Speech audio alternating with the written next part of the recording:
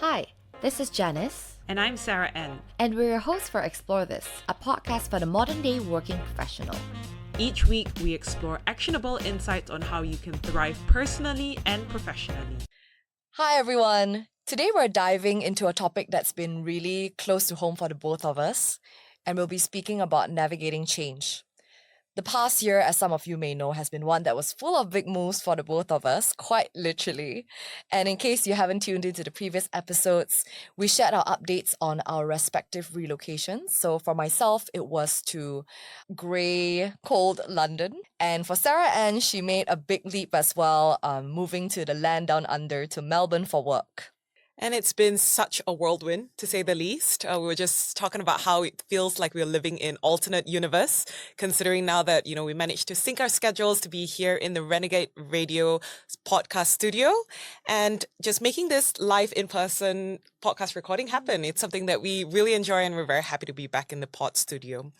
But for Janice and I, moving to a new city, whether it's for personal reasons or for work-related reasons, obviously there's so much excitement, leading up to the days of the moves, but also keeping it real. There's been a lot of challenges and lots of ups and downs, a lot of seen and unseen difficulties that we've had to encounter. And so today in this episode, we'll be sharing our personal reflections, lessons we've learned along the way, as well as strategies for making the most out of life's inevitable transitions. So if this resonates with you, we hope you enjoyed this episode, and let's dive right in. So when we talk about change as a whole, right, when a big change is on the horizon, what's the first thing that comes to mind? Is it usually like excitement for you or fear or kind of a mix of both?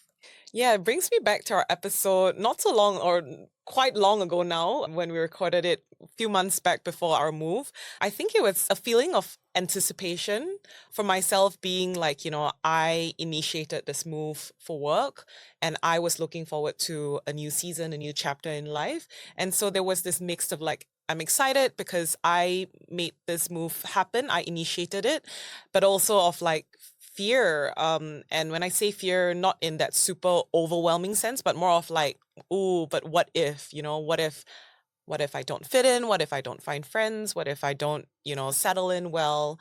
So I would say it's a little bit of both, but kind of that anticipation made it a little bit more nerve-wracking. What about you, Jen? When I think about change, I do think of like the immediate quote that comes to mind for me is growth happens at the end of your comfort zone. And I feel like I've seen this evidenced in like different changes, different big changes in my life, right? When, I pivoted out of law, when I relocated to Hong Kong in the midst of the pandemic. And it's always difficult and scary in the beginning, right? And obviously very natural to feel that mix of like nervousness and anxiety about the unknown.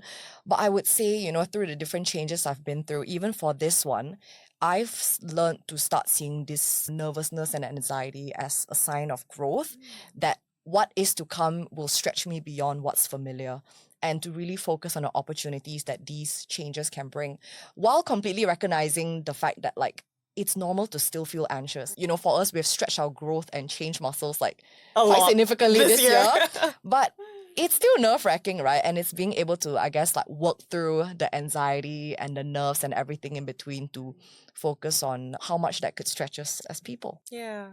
And I think for myself, the difference is, like I mentioned, it's something I initiated and I wanted for work. For yourself, it's obviously related to moving along with like Chris, your husband. And so whether it's something that you initiate or whether it's inevitable in that, it's following along with the personal life decisions as well, I think there are lessons to be taken from both of these different scenarios for the both of us. And so from the career perspective, from the professional front, I think that's also where change does hit the hardest, whether it's in the form of a career pivot, of which both of us have done, from legal into our MBAs and into HR, where you are right now doing more of education related and career consulting. And for myself into the tech space, or just in general, adjusting to a different work culture from a professional front. The transitions can definitely be very tricky to navigate. So for yourself, Janice, moving to London, how has it influenced your career trajectory? And what are some challenges as well as opportunities that have come up as you embarked on this path? That's a big question because I feel like I'm still figuring it out. But just for some context, so where I am now, it's completely different than what I was doing before. Previously, I was, doing career coaching in a university, and where I am now, I'm working in executive education. So still a bit of the education element, but very much focused on like leadership development, specifically for like C-suites and MNCs and whatnot. So there are some parallels that I've seen from my previous consulting experience and whatnot, but in many ways, it's still very, very new to me. I think adjusting to a new industry, a new sort of role, and thirdly, a new workforce. So I think working in Europe is something that I've not experienced before. And with that comes a lot of learnings, right? Like even about the way people work, how people are like, when they are at work, and some of the quirks that you don't experience until you're truly in the workforce. So I feel like it's been quite humbling so far to be in a situation where I'm definitely like far from being the expert, but it's really pushed me to develop new skills, to be quite intentional about, okay, this is scary and this is uncomfortable. And, both of us, we've been in uncomfortable situations before, but it's also recognizing what can I grow and what can I hone my skills in this very, very uncomfortable place. And so it's kind of reminded me to okay with being a beginner again, even though I am in a role that is quite significantly different than one I was in before that. There are still so many parallels and transferable skills. And so it's recognizing that, it's okay to be adaptable. It's fine to be flexible and not follow on that very linear sort of growth trajectory, and be open to redefining success even in this new chapter of my life. And yeah, like, excited to see what will, become of this new career move. So Sarah, in your case, you moved internally. You stayed with the same company, but moved to a completely new location, even switched roles as well, took on a completely new role. What's one mindset shift you would say has helped you embrace and to fully lean into this new professional chapter? So for myself, context as well, as Janice has mentioned, I stayed with the same company, but essentially moved city, so completely new subsidiary. And obviously with each region, they run business completely differently. And I also took on a brand new role in a brand new team serving a completely new set of customers, right? But at the same time, what the mindset shift that I brought is recognizing that I do have something to offer, in that the past 4.5 years in my previous role has given me the confidence in, doing well in this particular role. And I think I was pretty intentional about that, in that when I was looking for this new role, I did think about how I can land a new role in a way that I'm able to leverage the past 4.5 years of experience here in Malaysia. And it has worked out for me because, again, by God's grace, the role that I'm landed in now, it's a completely different role, but the skills that I brought and the experience from the past 4.5 years has been very pivotal in helping me, have a very smooth landing into this role. Not to say that there wasn't a steep learning curve. I think there definitely was, because essentially, you have to learn about brand new stakeholders who never knew you. You don't have the same network that you had before, the same mentors, the same sponsors. But at the same time, I tried to give myself a level of confidence in knowing that I wasn't, coming from zero experience completely.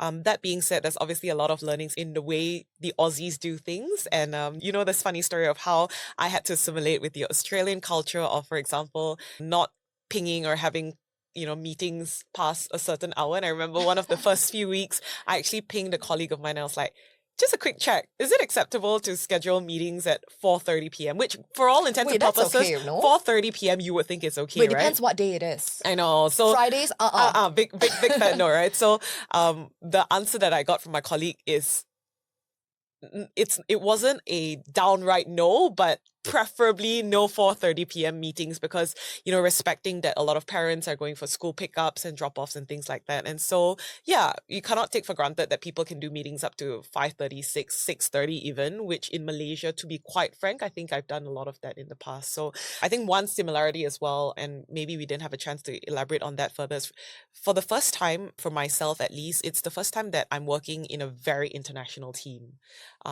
In Malaysia, my team was pretty local, but over in Australia, I can safely say that my teammates come from Germany, Hong Kong, Taiwan, myself from Malaysia, so very, very diverse culture. And to me, that's a lot of learning even within the team, right? What kind of different lived experiences professionally did they bring from their previous workplace to coming to where they are right now?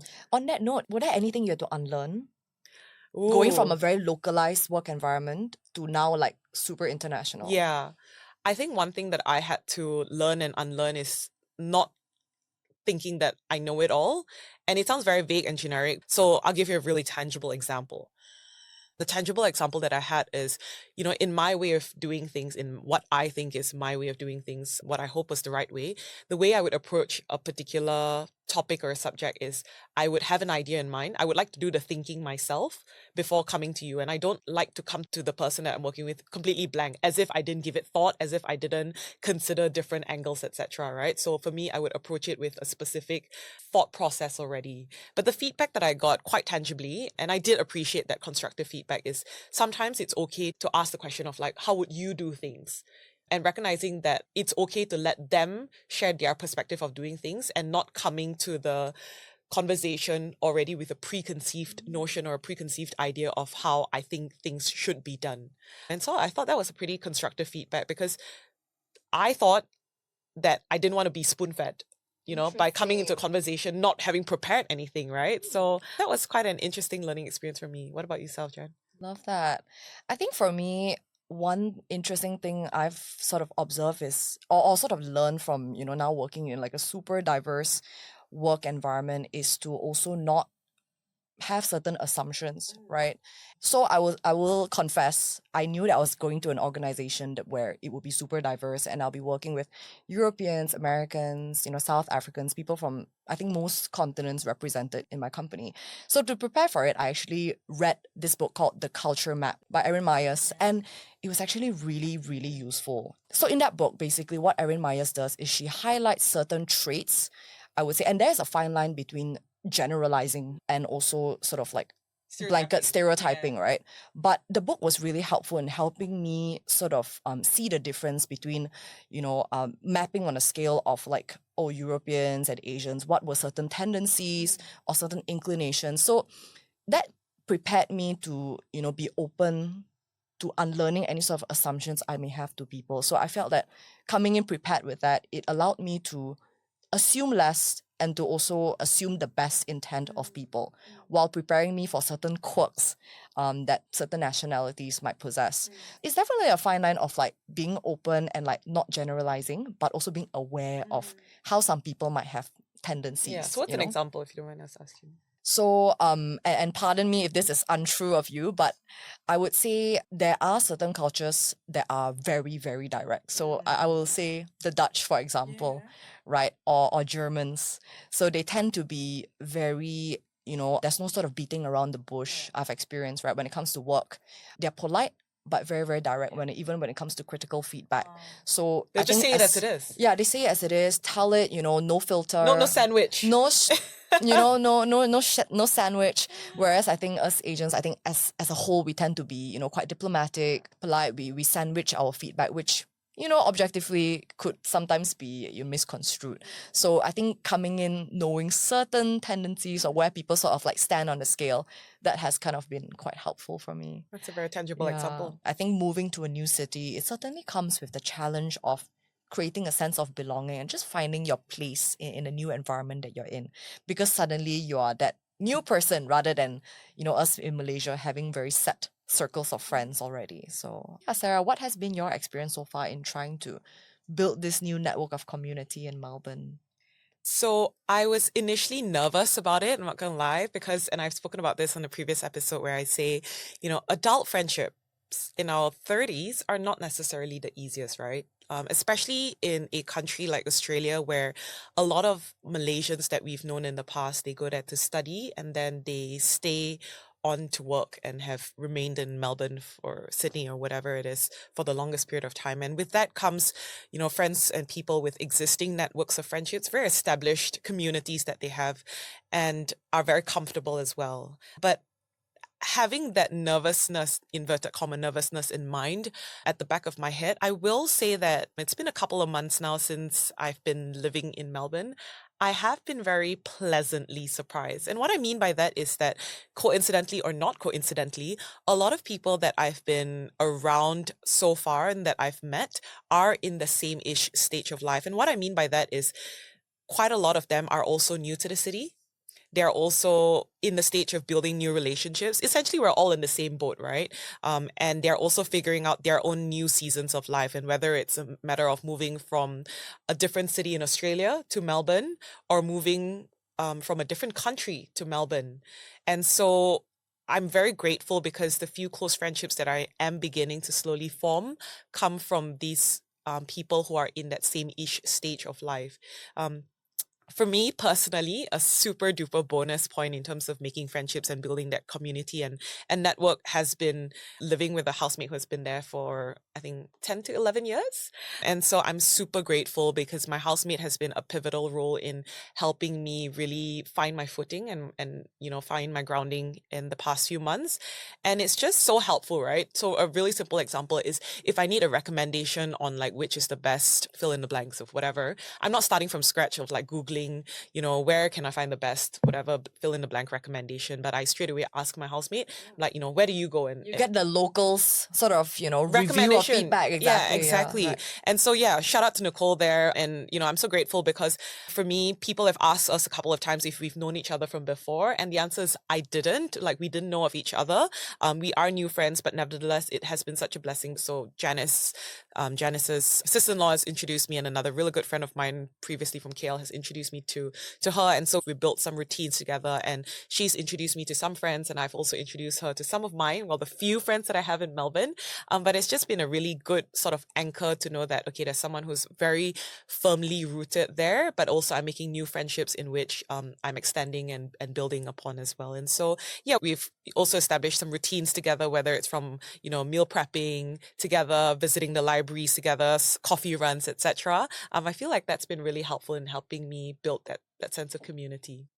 So for yourself, Janice, like starting afresh in a new city, what are some strategies or tips that you have for connecting with new people yourself? I think there's a lot of ways to go about this, to be honest, but what I found very helpful is to look out for communities or interest groups, and specifically communities or interest group that you yourself you're genuinely interested in, right? So a very tangible example I have is that when I moved into my new area in London, I was quite adamant to look for a gym of sorts or like some sort of training community, and this might have to do with my previous experience of finding like a really strong core friendship group with F45 in Hong Kong, which we joked that it was like a cult, right? But really, like, we were super into it, went every day and formed like a real sisterhood with some of my friends from Hong Kong. And so, my husband and I, we went out sort of looking for this community, and we stumbled upon an outdoor training fitness group. Oh, so like F45 but outdoors. Outdoors, yeah, literally like right outside my house. So there's a big park that we live close by, and we just sort of walked nearby and saw a bunch of people doing burpees at like 15-degree weather, which is quite nice. So we were intrigued. I kind of like stalked them on Instagram because I saw some people with like wearing the same wording on their shirts. So found out that they were an outdoor training club. Signed up immediately and went for a class or two and started going there. And it's something that I would say was able to help me like kill two birds with one stone. I was able, sweat in? yeah, get my sweat in. Meet some cool people while at it who like to torture themselves in winter. Weirdos. Yeah, crazy people. But yeah, that proved to be something that I felt was a good way to sort of get out there and meet people while you're doing something that you're personally interested to do. So that was really fun. And another thing I sort of did quite recently was attending a live podcast recording with our favorite career development podcast, Squiggly Wished Careers. I was there with you. Yeah, it was really awesome. And for me, it was something that really piqued my interest because it was a topic I was interested in. And I was like, hey, there's a live event happening. I wasn't sure if anyone around me would be keen. So I was like, you know what? Scary, but I'm going to go alone. And honestly, like when I arrived, because it was at the end of like a work day, I felt kind of socially anxious for some reason because I was kind of tired and like it seemed that everyone around me sort of knew each other. But I think what was interesting was that at the end of the recording, they mentioned that, oh, they'll be at the bar, so like stay back and hang out. And immediately my thought was like, I think I'm just going to go home immediately because I didn't know anyone. But something in me just decided to tell myself to, okay, you know what? Just talk to one person. Because, yeah, you never know. Like, clearly these are like-minded people here bonded by the same thing. So we might have something in common on that. So I kind of took up the courage to like go to the bar and smiled at a girl who was looking at my direction. And she smiled back and we were like, okay, let's chat. So long story short, I got to know her, who introduced me to someone else, and we just formed like quite a special bond upon conversation. So goes to show that it can be nerve-wracking sometimes, but people are also feeling equally nervous. So just smile, take the first step to say hello, and it's about kind of getting over that initial fear. So it was something I felt that was nerve-wracking, but also I don't regret doing that. Yeah. And sometimes at a new city, it is scary to go on events on your own. But I found that, once you kind of get over that initial nervousness and realize that no one really is judging you except yourself, then that kind of helps. But yeah, what about you? Yeah. Extra bonus point that it's like a live recording of a podcast that we like follow so closely, and Love. we always advocate and share about, Squiggly Careers, the trajectory that we've taken ourselves. So that's so special. I wish I was there. That's great. Yeah. Do you have any tips in terms of, connecting with new people in the city? So I would like to think that I am pretty intentional with certain things. Doesn't mean that I don't have to put on a hat of like, okay, I'm going to prepare myself to know that, I'm going to be social than like maybe I ordinarily would be. And that's just to say that, yes, I might be comfortable, being intentional to reach out to people, etc. But it also does take a certain amount of courage, right? So for myself, one thing that I've learned to do is how I can be okay with being the first one to ask someone out. So for example, quite recently, there was another girlfriend who introduced me to maybe 4 or 5 other people, and we had like a tea time afternoon session. But after that session, when we were connected on Instagram, somehow I reached out to the girl and was like, would you like to just have dinner together? And so we ended up having a one-on-one, which is obviously so much more fruitful because you get to know someone on a more personal basis as compared to a group of like 5 to 6 people. And so it was really nice because she later told me like, I wanted to get to know you better as well, but I was a little bit shy. So it turns out that it was good that one of us did it. Hey, our friendship started with me sliding a That DM is true. into your inbox. So I think it Kudos goes to to you show on that that. sometimes you just need to get over that fear of like the person making the first move and just do it, because the best things happen out of Exactly. We're literally living examples of it, right? The other thing I've been doing also is like literally there's this church group chat that I will put a message in like once every 2 weeks, and I would just literally say, hey, putting it myself out there, if anyone is up for a Friday footy dinner, feel free to hit me up. And for me, I got used to doing that. And I hope to continue doing that even in the new year 2025. And for me, the thought process is even if just 1 or 2 people say yes to it, hey, it's going to be a new friendship for me. And I've done it a couple of times, and maybe 4 to 5 different people have joined. And it's just like, hey, we need to have dinner. And if you're thinking of having a Friday dinner alone, why not join me, and we'll get to know each other as well. So it has been pretty intentional. And the other thing also is recognizing that, hey, if nobody says yes to having dinner with you, it's a version of rejection therapy for me, like low stakes, but learning to have people say no, or rather to have no one take me up on that offer. But it's okay to put yourself out there, because at the end of the day, we're all in the midst of building a new life, recognizing that, it'll do us no good if we're actually trying to build that new life, but sitting in the 4 walls of our own homes. Yeah, and I gotta applaud you for the courage as well, because it does take a certain amount of like confidence to just put it out there and like have maybe nobody reply. Oh yeah, And there it's have not- been times. There it's have been more times. personal as well, Yeah. because people do have things Yeah. going on. It could be spontaneous. Yeah. And I think the other selfish thing, like in all honesty, the selfish, not gonna lie part of me actually is also so that I don't spend Friday evenings working after work. Because if I didn't have Nobody plans, wants to do that. Yeah, and if I didn't have plans, like God knows, I definitely might be in front of my laptop, continuing to work, right? So for me, putting myself out there to find dinner friends, it just makes sure that I myself get out of the office and get out of work. Yeah, and on that note of friendship as well, let's be real, like life goes on with us, sort of being away. So things don't remain the same, and some relationships deepen and still maintain even across geography and time, but some might inevitably fade away. So how have you maintained friendships back home while building new ones?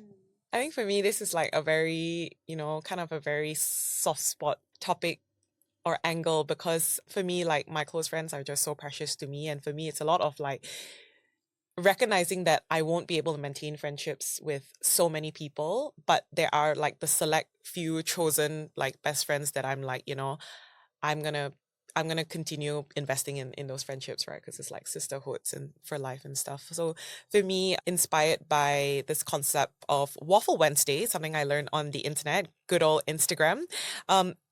basically this concept and this idea, and in all honesty, it was shared by a dude who talked about Waffle Wednesday. And I remember sharing this video with like you and Chris, and it basically went that this 3 guys every single Wednesday for I don't know X number of years now, they would just send short video clips to each other of like their life takes on, you know, whatever that's happening in life for them.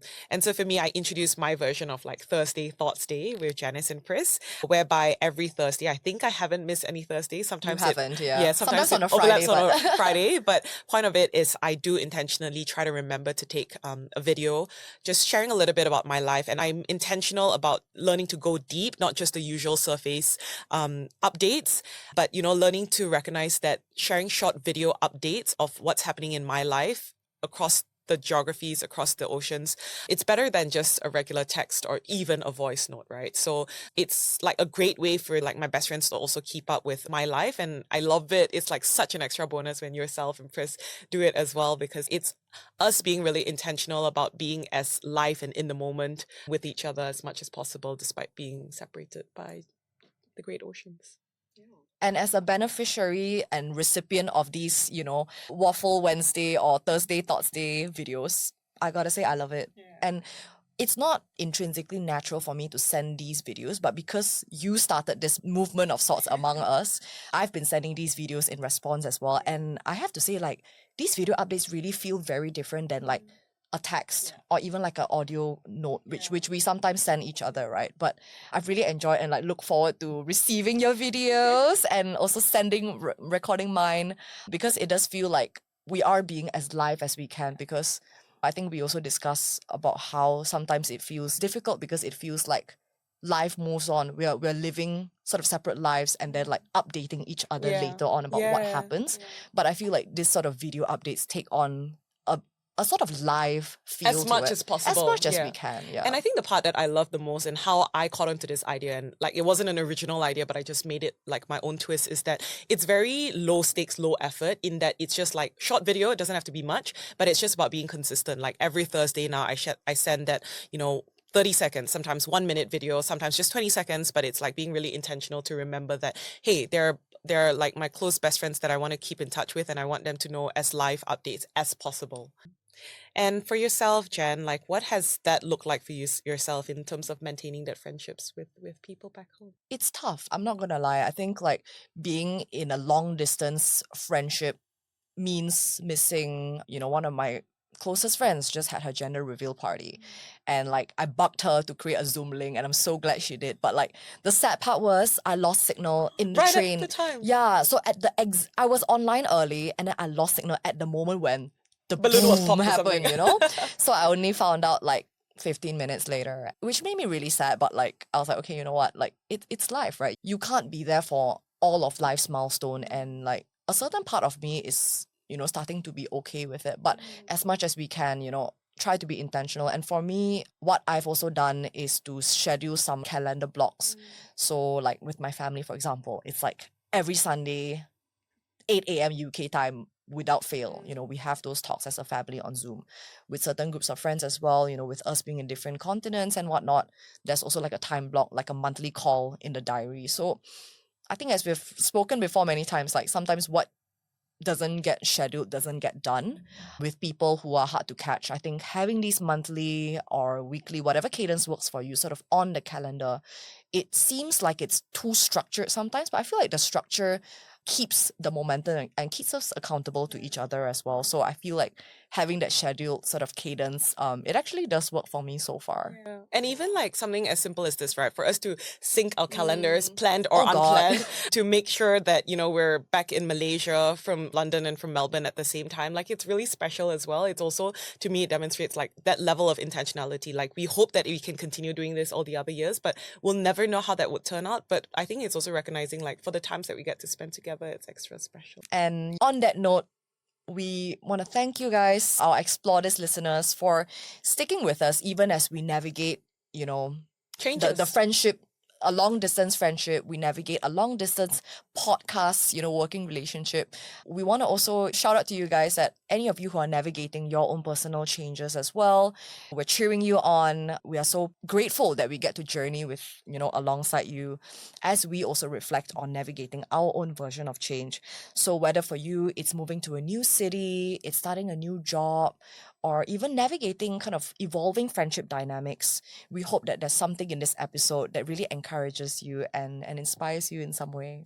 And if today's episode hits home for you, even a teeny weeny bit, we'd love to hear about it. So do leave us a comment and share with us your stories, however in-depth or, surface that you want to share with us. But share with us your stories about how you navigated change and what were some of your challenges or lessons that you've taken away. We'd love to hear how you're making your own personal and professional navigations and changes work. So don't forget to tag us on Explore This Podcast. And for now, we're going to say goodbye. Bye! If you stuck around to the end of this episode, we want to say thank you for exploring with us. And if you don't already, please follow us on Spotify, subscribe on Apple Podcasts, leave us a rating and review, and most importantly, share this episode with your friends. We'd love to hear from you. So you can also connect with us on Instagram using the Instagram handle Explore This Podcast. ACTSPLORE This Podcast. New episodes for Explore This drops every alternate Mondays at 8 p.m. See you then!